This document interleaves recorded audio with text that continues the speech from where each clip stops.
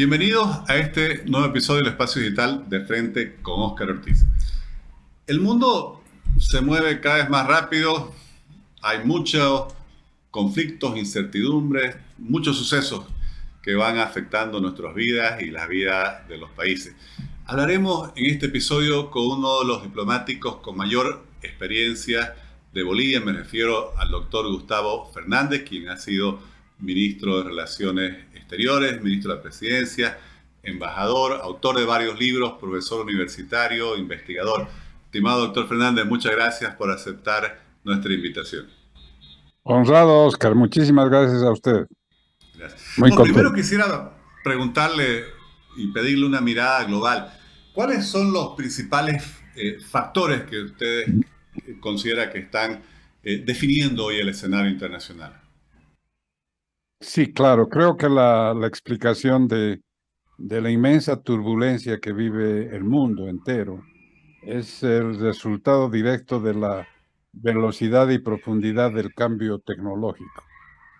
Ha cambiado la manera de producir, de vivir, de pensar, y lo hace con una velocidad que va más allá de lo que la humanidad había estado acostumbrada a llevar.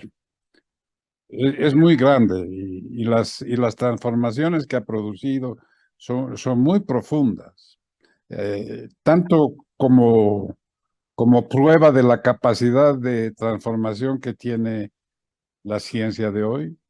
Estamos en el borde, anunciada una vacuna contra el cáncer en 2 años, como por la amenaza que implica, por ejemplo, la imprevisibilidad de la inteligencia artificial.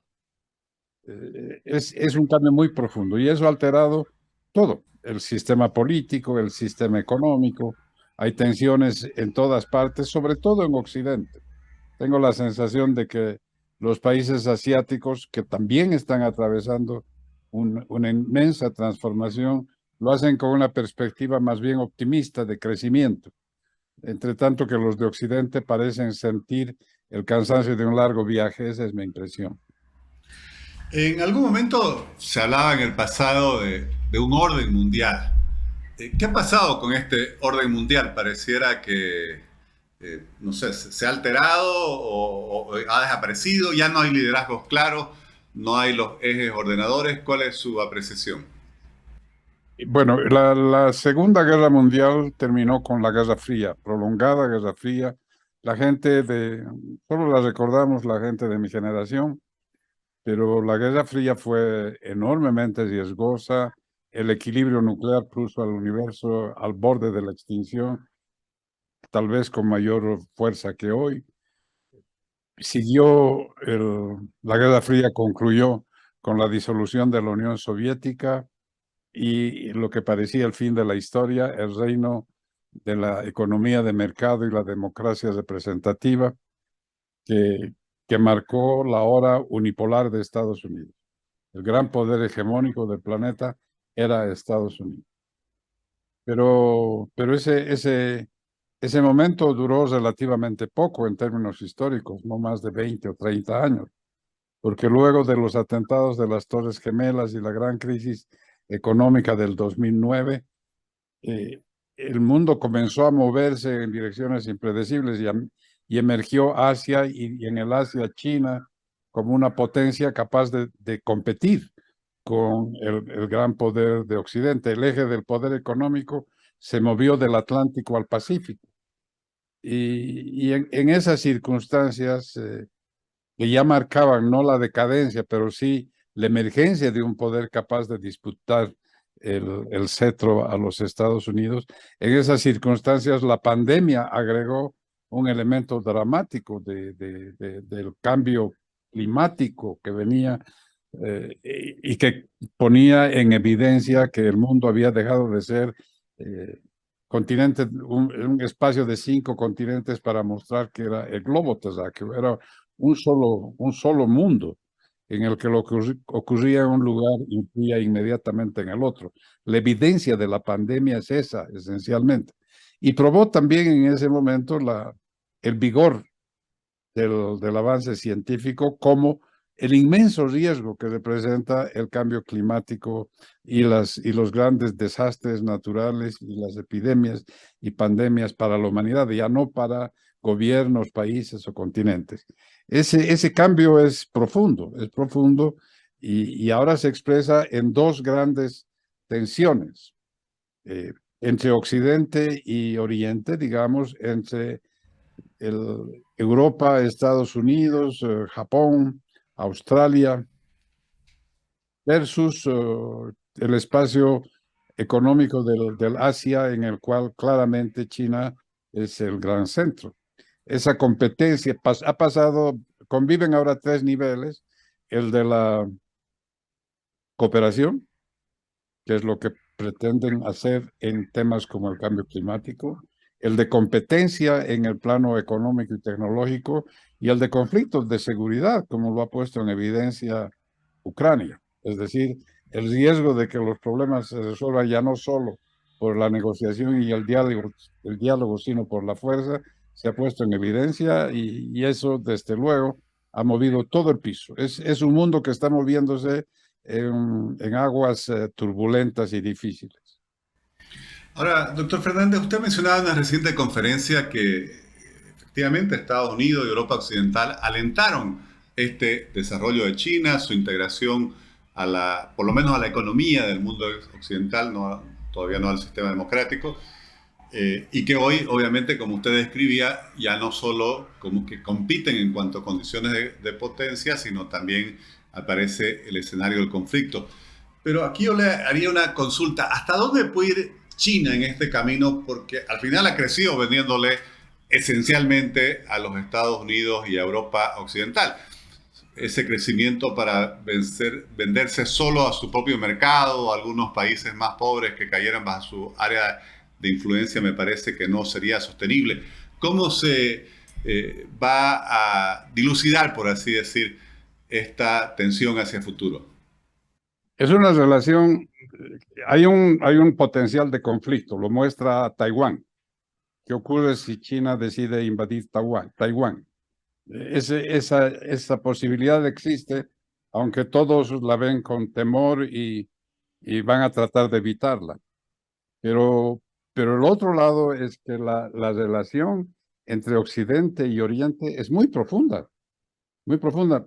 Para comenzar, evidentemente China necesita acceso a alimentos, minería, energía de los países en desarrollo, particularmente Sudamérica, pero también tiene una relación existencial de cooperación con las potencias occidentales en tecnología y en mercados.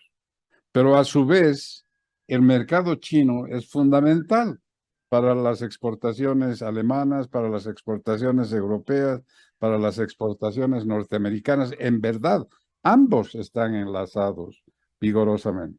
Y todos sabemos que una buena parte de los bonos del Tesoro de Estados Unidos los tiene en su poder China. Es una interdependencia muy profunda. Desarmarla ha resultado bastante más complicado de lo que algunos creían. Y por eso el lenguaje ha comenzado a cambiar. Cuando hace unos 2 años se hablaba fría y abiertamente del desacoplamiento, es decir, de la separación de esos encuentros, ahora ya con mucho más cuidado se habla de mantener la integración en la interdependencia, disminuyendo los riesgos, es decir, tratando de limar o de aislar las asperezas que necesariamente existen en una relación tan profunda entre fuerzas que al mismo tiempo son competidoras. Esa es la contradicción difícil de administrar, pero esencial para el mantenimiento del sistema económico y político. Y cuando hablamos de, ya no sé si se puede utilizar el término de orden mundial, digamos, ¿no? Pero toda esa interrelación entre las distintas potencias y regiones del mundo, ¿cómo afecta en todo esto lo que parecía ya superado, de que volviera a haber una guerra en Europa, una guerra, usted mencionaba el otro día, una guerra convencional con la invasión de Rusia a Ucrania? ese ha agregado un elemento complicado a una relación que ya era difícil. La relación esta que acabo de tratar de describir, esta contradicción constante entre la necesidad de articularse y la necesidad de preservar autonomías políticas, se agravó por la decisión claramente equivocada de Rusia. Rusia cometió un error estratégico muy profundo en su intención de reafirmar la presencia protagónica de Rusia en el sistema mundial, del cual iba saliendo, porque ciertamente no tiene el tamaño económico ni el potencial tecnológico de China ni de Estados Unidos. En la medida en que iba perdiendo protagonismo, decidió restablecer su presencia de la manera más enérgica posible y abrió una guerra que, lejos de ponerlo en el centro del escenario mundial, lo colocó en una posición no voy a decir de subordinación porque esa no es la relación, pero es una relación asimétrica con China. En verdad, la dependencia futura de Rusia de la cooperación con China es muy grande. De manera que su intención resultó fallida, pero en el camino movió el tablero, se movieron las fichas. Y de pronto una organización que ya parecía haber perdido misión como la OTAN, recuperó presencia como fuerza militar y política.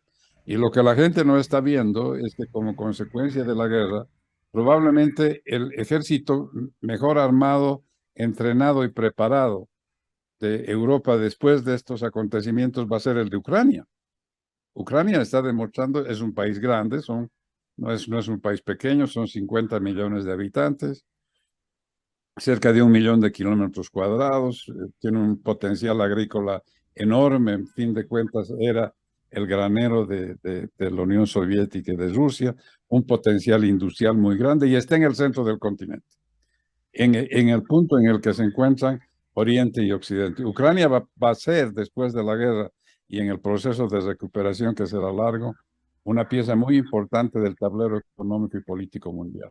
Esas alteraciones antes no existían. Europa del Este parecía ser el suburbio de Europa, de la Europa de Francia, Inglaterra y Alemania. Y hoy día Hungría, Polonia, Ucrania están afirmando una presencia muy importante. Todos esos cambios, ninguno de los cuales tiene un final conocido, porque vaya uno a saber cómo va a terminar. Lo único que se sabe es que esa confrontación militar va a durar, porque ninguno puede perder. China no puede perder, ni Ucrania. De tal manera que cuando llegue un acuerdo de cese del fuego, la negociación del acuerdo de paz será tan complicada y tan larga como la negociación del acuerdo de paz entre Corea del Norte y Corea del Sur, que 50 años después todavía no se puede firmar. Y creo que oficialmente siguen en guerra, supuestamente. Claro. Doctor, y en ese contexto de tensiones internacionales, grandes conflictos donde ya están las grandes potencias involucradas directamente, ¿cuál es su análisis sobre Latinoamérica? ¿Cómo está nuestra región? ¿Tiene algún rol? ¿Cómo está recibiendo todo este impacto? Si uno lee si uno lee la información desde el punto de vista, llamemos económico, estructural, la función de América Latina parece de importancia estratégica para ambos lados del conflicto. Por una parte, para China, ciertamente, América Latina es fuente de alimentos, de productos minerales y de energía, en niveles importantísimos. Brasil le vende a China cerca de 90.000 millones de dólares al año en exportaciones de alimentos. Es muy grande y muy intensa la relación. Pero por otra parte, y lo mismo ocurre con el cobre chileno, el oro peruano, la soya paraguaya y argentina. China es un mercado importantísimo para las exportaciones latinoamericanas, pero a su vez, Estados Unidos es la fuente principal de inversión y de tecnología en América Latina. Ese puesto no lo ha ocupado China, es muy difícil que lo consiga por razones, para empezar, geográficas. Pero por eso América Latina tiene una relación importante y estratégica con ambos, con Estados Unidos y con China. Y ambos tienen interés en América Latina. ¿Cómo juega América Latina ese equilibrio? Alguien usa una expresión complicada que es América Latina o Brasil está entre el yunque y el martillo. ¿Cómo se va a mover en ese juego? Es difícil, pero es fundamental. Y para eso América Latina tiene una necesidad absoluta de articulación de sus posiciones. Si no logra firmar una identidad continental en medio de ese espacio, eh, la, la desvertebración de América Latina puede ser un riesgo grande porque cada uno vivirá sus propios intereses y perderá la visión del conjunto cuando en realidad es un continente que tiene factores de unidad que pueden hacerlo una pieza importante en el tablero internacional. Esa es la duda del futuro. Y en el marco de este contexto que usted nos describe, ¿cuál es su análisis sobre el impacto que tiene esta situación internacional sobre nuestro país, sobre Bolivia? Lo primero que uno tiene que recordar es que Bolivia es un país, no tenemos pequeño. Bolivia tiene 1.100.000 kilómetros cuadrados. Es un país muy grande en términos territoriales, con una población pequeña, eso sí, 12 millones de habitantes. En 10 años podemos estar en el nivel de la población que hoy día tiene Ecuador, que es un territorio bastante más pequeño que el nuestro. Y no hay la perspectiva de que la población boliviana vaya a crecer dramáticamente en el futuro. Va a crecer en tasas importantes, sigue creciendo a tasas más importantes que el resto del continente, pero no al punto de trastocar el equilibrio continental. Es un país importante. Su gran ventaja y desventaja es que está en el centro del continente, mirando al Atlántico y al Pacífico. Tiene una vocación sudamericana, pero en esa vocación es la vocación sudamericana su puerta de ingreso al mundo. Y Bolivia tiene dos factores que son los mismos del continente, pero en el territorio boliviano, los que mencionaba hace un momento. El potencial de producción de alimentos de la agroindustria en el área de las tierras bajas del país, que es un potencial muy grande y que va a continuar creciendo, manteniendo, desde luego, y tenemos que aprender a hacerlo, a mantener el equilibrio ambiental sin depredar el territorio nacional. Eso es una obligación que debemos cuidar, pero ese potencial de expansión allí está, mirando y articulándose en el gran espacio continental del Brasil, en el caso concreto de la soya. Pero del otro lado, en el occidente y también en el oriente, renace la expectativa de la minería boliviana, de una minería que es distinta de la minería del pasado y que ahora tiene que ver esencialmente con los minerales que son necesarios para las energías limpias. Las baterías funcionan con minerales. El material, la materia prima básica de las nuevas energías son minerales. Y en eso hay un horizonte muy importante porque en esos minerales el litio ocupa un lugar muy especial. Y Bolivia tiene las mayores reservas de litio del mundo. Ese solo hecho convierte a nuestro país en foco de la atención, esta vez ya no solamente económica, sino estratégica de seguridad sobre nuestro horizonte. El ideal es que seamos capaces de combinar la presencia de corporaciones asiáticas, chinas y europeas y norteamericanas para mantener un equilibrio que de otra manera nos puede llevar a condiciones, a situaciones complicadas en el plano político y económico. Es interesante, es un desafío. Si me gusta la palabra desafío y si usted tuviera que sintetizar cuáles son los principales desafíos con relación al entorno internacional que debe afrontar nuestro país en los próximos años, doctor Fernández? El primero creo que es mirar esa inserción como un tema nacional. Ese no es un tema, si uno lo mira en una perspectiva de 30, 40 años, que es la perspectiva en que debe hacerse el tratamiento de este tema, no puede menos que pensar en una visión de país, no de sectores políticos ni de coyuntura. No, no. La necesidad de definir una política de Estado de largo plazo sobre estos temas es fundamental. Y eso, sin